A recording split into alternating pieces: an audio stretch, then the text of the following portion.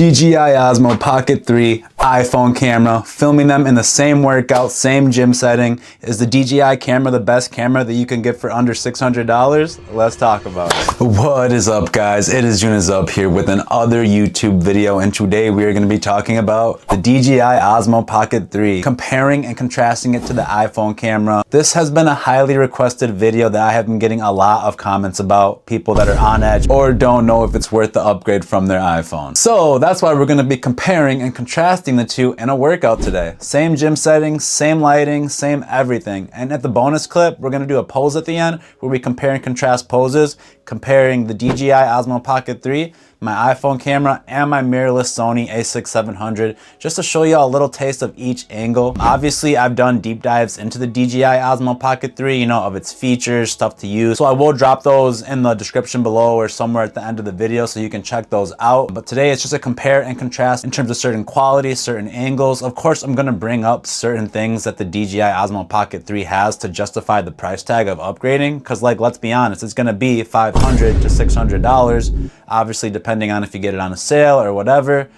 versus the iPhone that you have that comes with the camera that's already in there, you know? So it has to be worth the upgrade, which is why I want to like mention the features that come with it to justify and see if you can see yourself making that purchase. But all right, let's take a deep dive into it. So we got iPhone on the left, DJI on the right. Here we are just taking a stroll.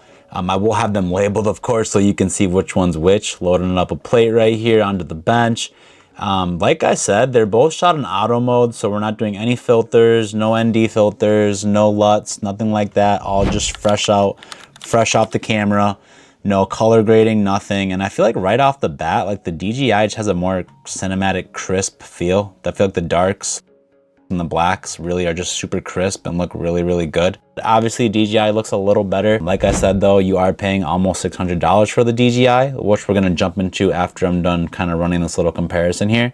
But like I said, I mean, it looks good. It looks good. I feel like it does look a little crispier, and not to mention all the other features you're gonna get from the DJI, being more flexible, being able to, you know, change your angles, move the camera from an app. And obviously I have a bunch of different videos going over all the features that the DJI has to offer. This is more of just a side-by-side, but it just looks crispier. It looks crispier, it looks cleaner, and not to mention this is coming off a little camera and I'm able to have my phone. That was the one thing that sucked about filming this, was that to use the back camera on my phone, I couldn't listen to music. And then my phone was getting hot. My phone was getting warm, my phone was getting hot. I couldn't listen to music.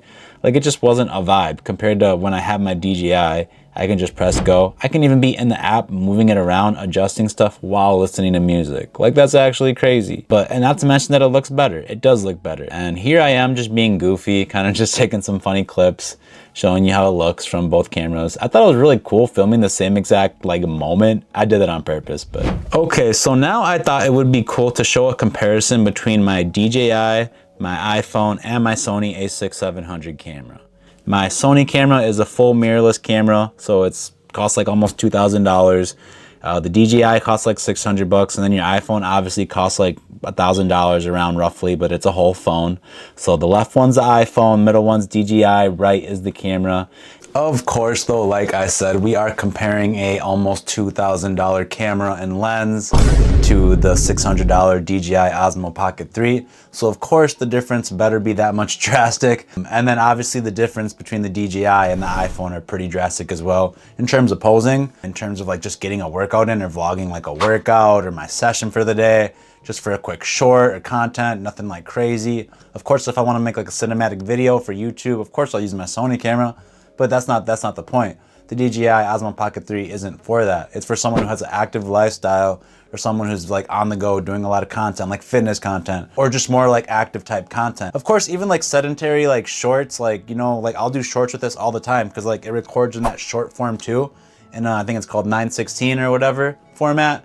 So it also does that at 3K, which is crazy. But anyways, looking back at the comparison between the DJI Osmo Pocket 3 and the iPhone quality, like, yeah, the differences aren't that drastic. Honestly, though, I can definitely tell a good difference. I feel like the DJI Osmo Pocket 3 has a more cinematic vibe. I feel like the darks and blacks hit harder. Quick disclaimer, I didn't color grade anything. That's all just normal. I didn't shoot in 10-bit for the DJI Osmo Pocket 3, so the quality could have been even better for the DJI. I just didn't do that for the video to give them both the fair share. It's all just normal automatic footage straight out the camera for both settings, nothing messed with it.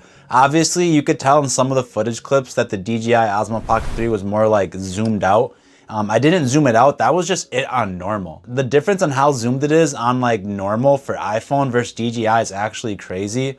And yeah, you can go 0.5 on the iPhone, but the quality diminishes almost in half. Like you can definitely tell a noticeable difference when you go on 0.5. And like I said, you can get by with the back of your camera if you're just starting making content or whatever you're doing. Just use your phone. Like get a following, get something going, get something in motion, like just be passionate about it, and for sure use your phone. But of course, if you really want to step up, the DJI Osmo Pocket 3 is really worth it. Like the fact that it comes with a battery handle, it comes with a tripod on top of that, and then auto tracks you, okay?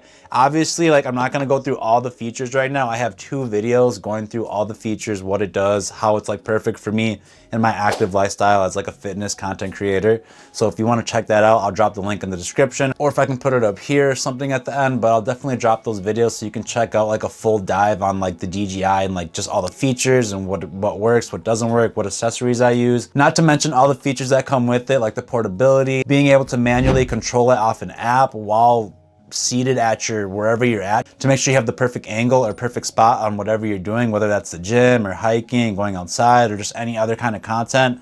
The flexibility is insane, and being able to switch from long format to short form format by just switching it is like insane. Like it's so quick. You can make short form content just like that. But with all those features and all the accessories that are made for the DJI, like how could you not want to get it? Of course, you know, it is still a little expensive, especially nowadays with the economy or whatever's going on. I don't know. $500, $600, like that's still quite a bit of money. So you got to make sure it's worth it and works for you. You know, you got to make sure it works for what you're doing with your content creation or whatever your goals are with the camera. But for what you get with the DJI at that price point and the flexibility, and not to mention the accessories that you can get with it, like I'll drop a little montage right here real quick, like this magnetic mount. This magnetic mount is my #1 go-to accessory. Like you need this in your DJI Osmo Pocket 3 game.